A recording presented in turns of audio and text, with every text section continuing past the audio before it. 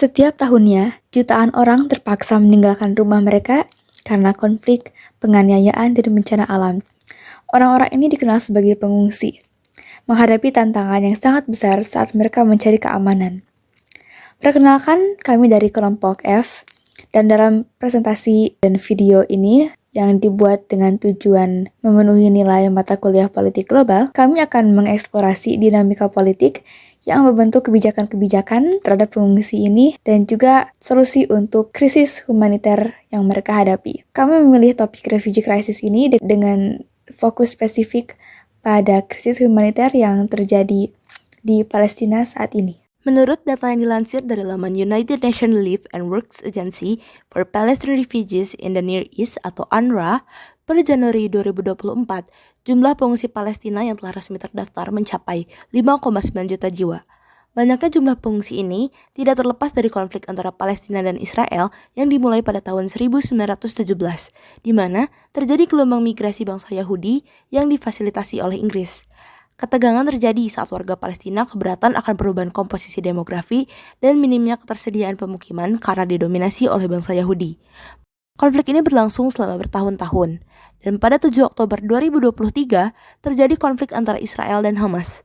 Konflik ini berbuntut pada agresi militer Israel di Gaza dan disinyalir sebagai bentuk tindakan genosida.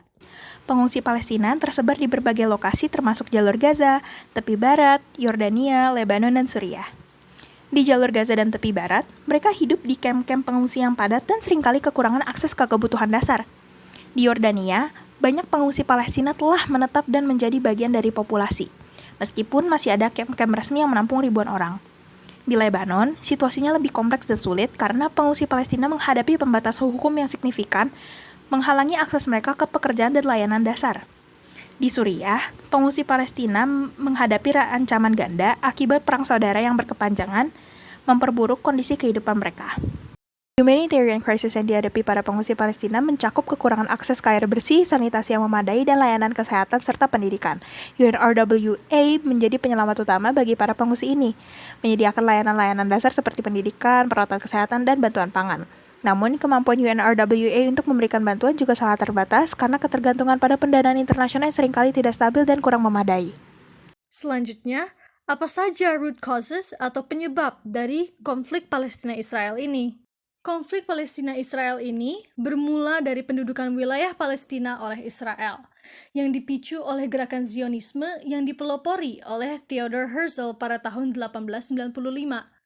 Zionisme merupakan gerakan politis, rasional, dan ekstrim untuk mendirikan negara khusus bagi bangsa Yahudi, dengan tujuan yang pertama, mempersatukan orang Yahudi di seluruh dunia. Kedua, menjadikan Palestina sebagai tanah air bangsa Yahudi. Ketiga, mendirikan negara Yahudi atau Israel di Palestina.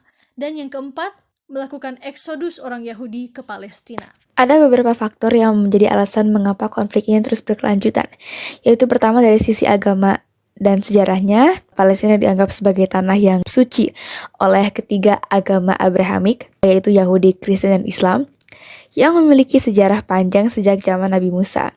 Kemudian bila kita kaji dari sisi politiknya, perebutan kekuasaan antara bangsa Arab dan Yahudi atas wilayah Palestina diperparah oleh perang pada tahun 1967 dan pembagian wilayah oleh PBB pada tahun 1947 yang memicu protes dari Palestina dan perayaan oleh Yahudi. Kemudian dari sisi ekonomi pula, Palestina merupakan pusat penting di Timur Tengah dengan kekayaan alam yang melimpah, menjadikannya lokasi yang amat sangat strategis secara geopolitik maupun secara ekonomi. Lalu, pada tanggal 14 Mei 1948, orang-orang Yahudi memproklamasikan berdirinya Israel, yang menandai pencapaian cita-cita Zionisme, tetapi juga memicu perlawanan dari Palestina yang menganggapnya sebagai bentuk penjajahan. Action has taken atau tindakan yang pernah dilakukan dalam menangani isu ini, misalnya yang pertama, diplomasi dan mediasi dari skala regional ke internasional antara Israel dan negara-negara atau organisasi lainnya mengenai kasus tersebut. Juga berupa pembentukan organisasi regional sampai internasional hingga kesepakatan seperti Abraham Accords. Yang kedua, keterlibatan PBB seperti pembentukan UNRWA, Resolusi 194, juga recognition Palestina sebagai sebuah negara di antara negara-negara anggota PBB. Yang ketiga, kesadaran dan gerakan akar rumput masyarakat dalam advokasi masalah, pelaksanaan program dan proyek kemanusiaan. Yang keempat, tindakan hukum dan politik melalui ICC juga pengakuan kenegaraan Palestina. Yang kelima, persetujuan dan perjanjian perdamaian, contohnya Oslo Accords, Camp David Summit, penghentian gencatan senjata, serta upaya perdamaian lainnya di perbatasan konflik. Terdapat beberapa solusi komprehensif untuk menangani krisis pengungsi. Yang pertama ada repatriasi sukarela, yaitu proses kembalinya pengungsi ke negara asal mereka dengan aman ketika kondisi di negara asal sudah memungkinkan. Yang kedua ada integrasi lokal, di mana pengungsi yang tinggal di negara suaka dapat menetap secara permanen dan menjadi bagian dari masyarakat setempat. Yang ketiga ada program pemukiman kembali ke negara lain, terutama untuk pengungsi-pengungsi yang sedang dalam situasi yang sangat rentan, sehingga tidak memungkinkan untuk kembali ke negara asalnya. Yang keempat, penguatan kerangka hukum seperti perjanjian yang mengatur tentang pengungsi yaitu Konvensi Pengungsi 1951 dan Protokol 1967 untuk memastikan perlindungan hak-hak pengungsi. Yang kelima, pengalokasian sumber daya yang tersedia dan dukungan finansial kepada organisasi internasional, terutama organisasi yang berfokus pada perlindungan dan dukungan kemanusiaan kepada pengungsi seperti UNHCR dan WFP.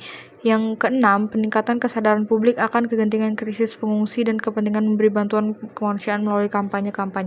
Genosida Israel yang ditujukan kepada Palestina mulai memanas sejak Oktober 2023 kemarin. Konflik yang dimulai dengan migrasi bangsa Yahudi ini mulai menyebabkan warga Palestina untuk mengungsi ke negara-negara di sekitarnya seperti Lebanon, Yordania, Suriah, dan Mesir. Namun, isu-isu baru mulai bermunculan setelah jumlah pengungsi yang lebih dari yang diperkirakan, seperti akses air bersih yang kurang dan bantuan kemanusiaan yang terhambat. Komunitas internasional sudah mulai mengambil tindakan seperti diplomasi dan mediasi, membuat PBB terlibat, kesadaran dan gerakan, menindak secara hukum, dan persetujuan juga perjanjian perdamaian. Terdapat juga solusi-solusi yang spesifik untuk isu pengungsi tersebut. Kini, tergantung kepada komunitas internasional dan Israel sendiri untuk menghentikan aksinya agar solusi tersebut bisa diwujudkan. Sekian presentasi dari kelompok kami. Terima kasih banyak atas perhatiannya.